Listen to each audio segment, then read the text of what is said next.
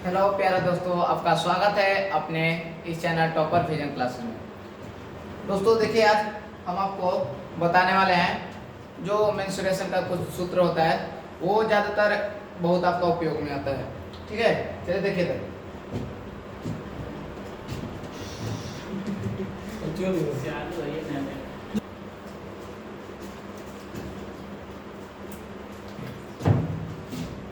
चलिए देखिए तक।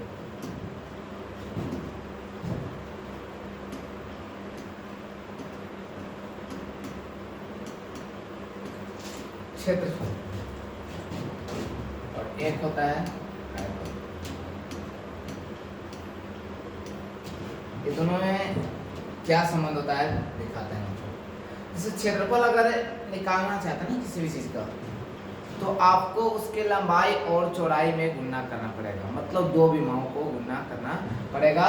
ठीक है, जैसे मान लीजिए यह आयताकार कोई वस्तु है। ठीक है, अब इसका क्या निकालना है जी? क्षेत्रफल निकालना है। अब इसका क्षेत्रफल निकालने के लिए इसका कुछ लंबाई होगा, कुछ चौड़ाई होगा। ठीक है, अब इन दोनों को मल्टीपल अगर कर देते हैं तो 20 सेंटीमीटर स्क्वायर आ जाता है। ठीक है, अगर आयतन किसी वस्तु को निकालने के लिए करते हैं, जैसे ये आपका एक घनाभ होता है इस तरह से, इस तरह से आपका एक घनाभ होता है। ठीक है, अब इसका अगर आयतन निकालना हो तो सबसे पहले इसका ये समझना पड़ेगा कि इसका जो आकार है वो कैसा है कि ना। तो अगर आप इसका आकार देखेंगे, या आप ये चीजें देख रहे होंगे, ये किताब देख रहे होंगे ना, ये किताब की जो सतह है, आधार है, वो कैसा है जी? आयताकार है। अब आयताकार के आधार है, तो आधार के क्षेत्रफल, आधार का क्षेत्रफल अगुने इसमें क्या कर दोगे, तीसरी विमा आ रही है इसकी ऊंचाई, ऐसा दिखाई दे तो ये आयत है। अगर इसमें क्या आ जाए आपके हाइट, तो हाइट से इसमें गुना हो जाएगा। तो घनाभ का जो आयतन होता है, घनाभ का जो आयतन को भी से कहते हैं, वो आपका होता है कि आधार का क्षेत्रफल गुने ऊंचाई। अब आधार का क्षेत्रफल क्या होगा जी? क्योंकि है तो आयताकार है, और आयत का क्षेत्रफल क्या होता है? लंबाई गुने चौड़ाई। तो लंबाई गुने चौड़ाई, और 25 से गुना कर दो जी 140।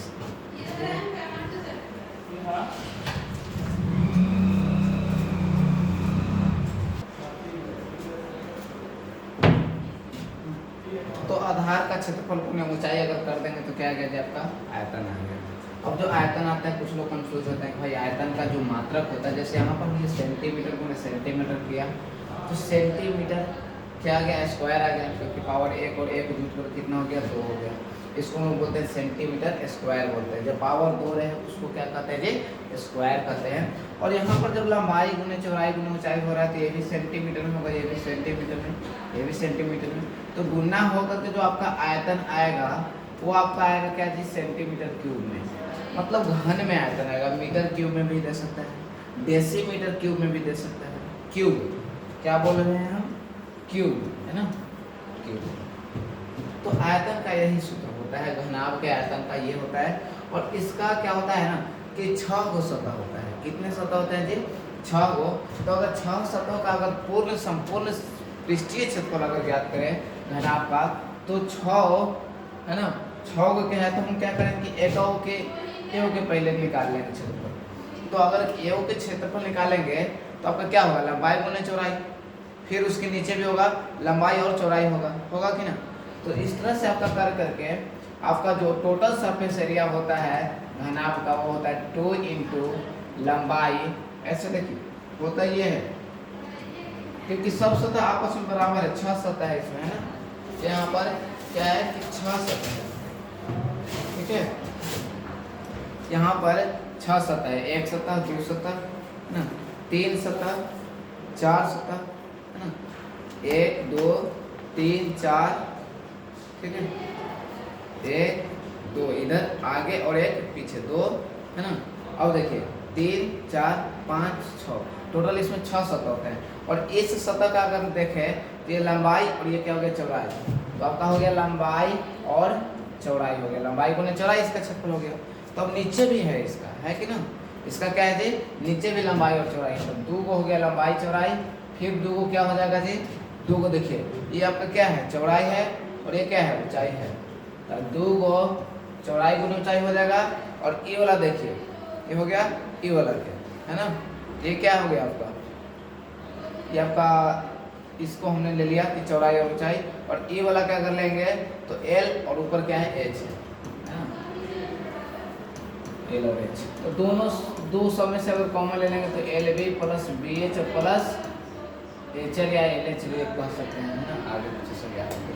तो ये आपका आता है क्षेत्रफल।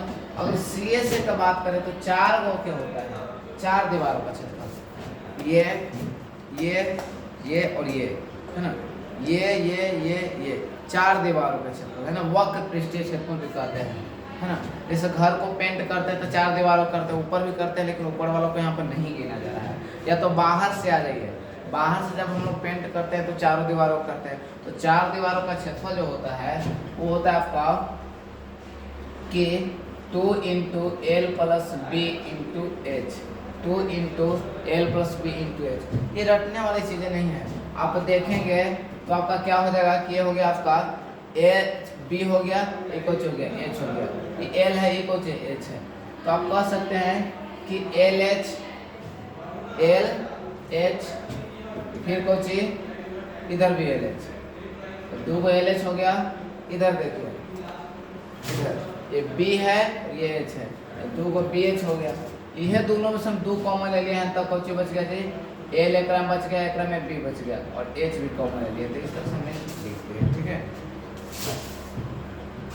अब देखिए बेलन एक आता है, ठीक है, घन में भी अगर आएगा, घन में समझिए यहाँ पर कि घन में अगर आए तो क्या कीजिएगा, घन आपका कुछ इस तरह से रहता है,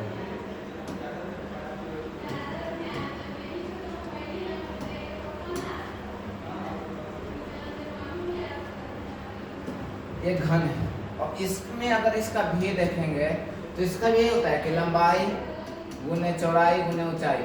बट क्या होता है ना कि घन में लंबाई चौड़ाई और ऊंचाई सब बराबर होता है। तो मान लेते हैं कि ये है, तो a गुना a करेंगे तो कितना आ जाएगा, a क्यूब आ जाएगा। क्या आ जाएगा जी, a क्यूब आ जाएगा। ये इसका आयतन आ गया, ठीक है। और इसका जो टोटल सरफेस एरिया देखें, टोटल सरफेस एरिया तो क्या होता है कि 6 दीवारों का क्षेत्रफल।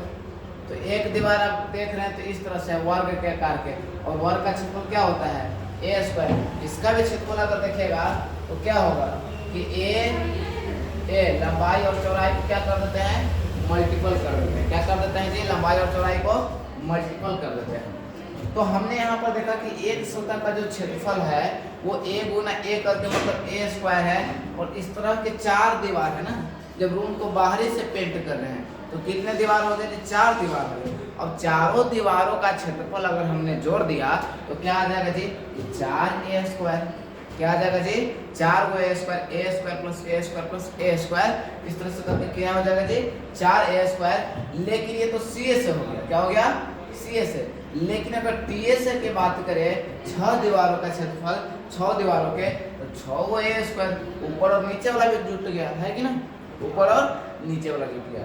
तो इस तरह से हम कह सकते हैं कि आयतन क्या होता है जी, a क्यूब।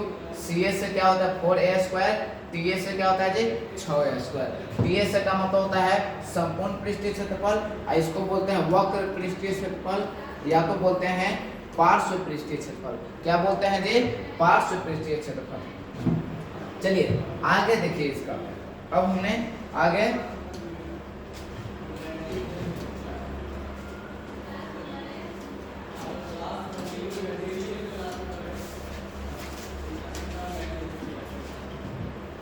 ये है आपका बेलन। बेलन को समझने से पहले आपको समझना पड़ेगा, वृत्त समझना पड़ेगा, ठीक है।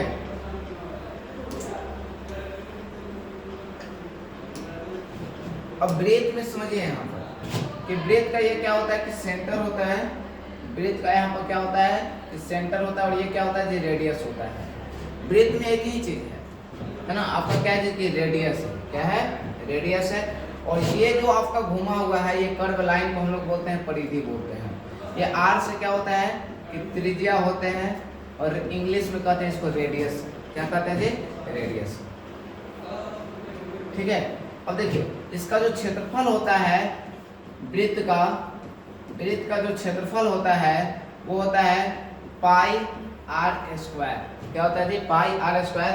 जहां पर हम लोग वैल्यू पाई का यूज करते हैं 22/7, है ना, 22/7 यूज करते हैं, कहीं तो 3.14 भी इसका यूज किया जाता है। अब देखिए वृत्त का क्षेत्रफल यह हो गया पाई आर स्क्वायर। अब यहाँ पर है कि परिधि क्या होता है, ये जो परिधि आप देख रहे हैं ये वाला, ये होता है आपका 2 पाई आर होता है।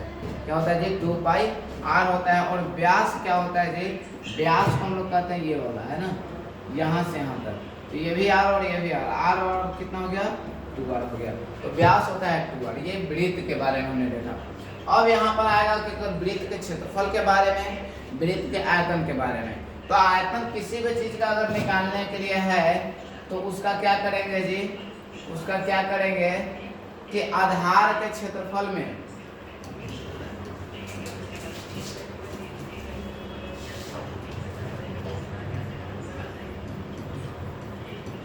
बेलन के अगर आयतन की बात करें तो आधार के क्षेत्रफल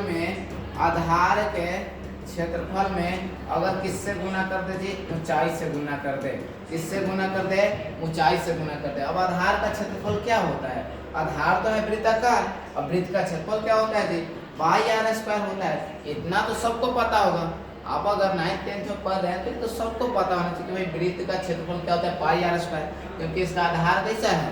वृत्ताकार है। बेलन का जो आधार होता है नीचे वाला वो वृत्ताकार होता है। वृत्त का क्षेत्रफल पाई आर स्क्वायर और ऊंचाई क्या होता है जी? h। तो आपका जो बेलन का क्षेत्रफल आता है पाई आर स्क्वायर h हो गया। क्या हो गया जी? h हो गया। ये भी जो आपको आएगा घन इकाई में आएगा। घन इकाई का मतलब यूनिट, मीटर में, सेंटीमीटर में। क्यों जी?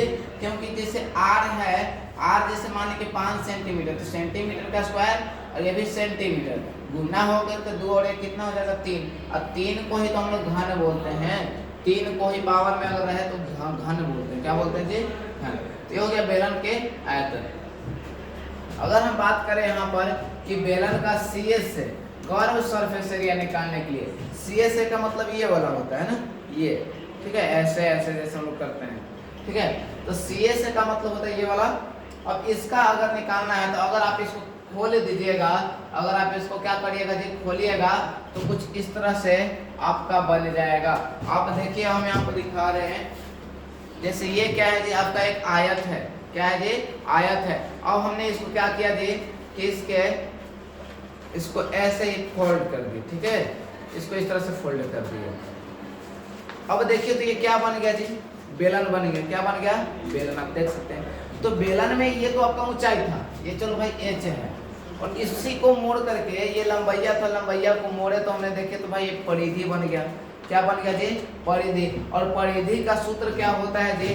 2 पाई आर होता है। ये तो आपने पढ़ा कि परिधि का सूत्र क्या होता है? ये परिधि है, परिधि का सूत्र क्या होता है? 2 पाई आर होता है। तो अगर हम इसका क्या निकाले जी? CS से, तो भाई क्षेत्रफल निकालना है, इसी का तो क्षेत्रफल निकालना है ये वाला के। तो भाई लंबाई के जगह पर हमको लंबाई नहीं है, वो क्या है कि 2 पाई आर है। क्या है जी? लंबाई के जगह पर कौन सी है कि 2 पाई आर है, क्योंकि आयत का क्षेत्रफल लंबाई गुना चौड़ाई होता है, तो लंबाई के जगह पर 2 पाई आर और चौड़ाई के जगह पे h है, तो h कर दिए। तो बेलन का जो CS से होता है कर्व सरफेस एरिया, वो होता है आपका 2 पाई आर h होता है। वक्र पृष्ठीय क्षेत्रफल क्या होता है जी? 2 पाई आर h होता है। अब है कि TS की बात करें, संपूर्ण पृष्ठीय क्षेत्रफल, तो अगर आप क्या करिएगा कि ये जो आपका है कर्व सरफेस एरिया में संपूर्ण कहना है तो ये वाला भी भाग जोड़िएगा, ये वाला भी, है ना। अगर ढक्कन वाला रहेगा तो ये जोड़िएगा, ऊपर वाला भी क्षेत्रफल है ना, ये वाला जोड़िएगा, नीचे वाला क्षेत्रफल। तो ऊपर और नीचे वाला क्षेत्रफल कैसा है जी? वृत्त के आकार के हैं। तो TS में क्या होगा कि CS में, बेलन के CS में क्या हो जाएगा कि आधार का क्षेत्रफल जुट जाएगा। किसका क्षेत्रफल जुटेगा जी? आधार का क्षेत्रफल। लेकिन आधार कै गो है जी? 2 गो है। कै गो है? तो 2 गो है। तो यहाँ पर हो गया CS का सूत्र हो गया आपका, CS का हो जाएगा 2 पाई आर h, और इसका क्या होता है? वृत्त का क्षेत्रफल होता है, क्योंकि आधार वृत्ताकार है, तो वृत्त का क्षेत्रफल पाई आर स्क्वायर 2 से गुना कर देते कितना हो गया? 2 पाई आर स्क्वायर हो गया। और अब यहाँ पर देखिए अगर हम दोनों में से 2 पाई आर कॉमन ले लें, 2 पाई आर कॉमन ले लेंगे, 2 मिल रहा है 2 ले लिए, पाई मिल रहा है पाई ले लिए, आर मिल रहा है तो आर ले लिए, और यहाँ पर एच नहीं मिल रहा है तो इसमें एच बचा और इसमें क्या बचा जी आर। तो 2 pi R into H plus R होता है क्या जी टी एस। यही आपका क्या है जी बेलन है। ठीक है, अब हम लोग आगे देखते हैं कि शंकों के बारे में। अगर ये सब चाहिए कि आपको भाई पीडीएफ में चाहिए तो आपको मिल जाएगा इसका। आप चाहे तो स्क्रीनशॉट भी ले सकते हैं। ठीक है, आप स्क्रीनशॉट भी ले सकते हैं। ठीक, चलिए ये बहुत जरूरी है बाबू, आपके बहुत सारे एग्जाम में ये सब क्वेश्चन आते हैं, बेसिक चीजें आते हैं जो कि हम लोग नहीं समझ पाते हैं, है ना। कंपटीशन में भी क्वेश्चन बहुत सारे बच्चे से क्या होता है कि भाई बेसिक चीजें भूल जाते हैं वो लोग, और कंपटीशन की जब तैयारी करते हैं तो भाई लगता है कि क्या बन ही नहीं रहा है ना। चलिए आप ग्रुप डी में भी क्वेश्चन देख सकते हैं। यहाँ पर देखिए अब है कि एक शंकु,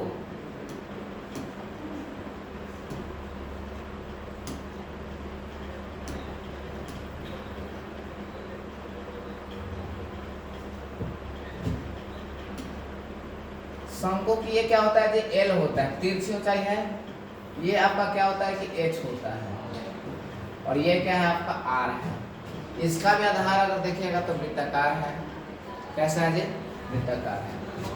अब इसका जब आयतन निकालिएगा शंकु का आयतन, किसका जी शंकु का आयतन, भी से आयतन होता है वॉल्यूम होता है। वॉल्यूम का मतलब क्या होता है जी आयतन होता है। वॉल्यूम का मतलब क्या होता है जी आयतन होता है।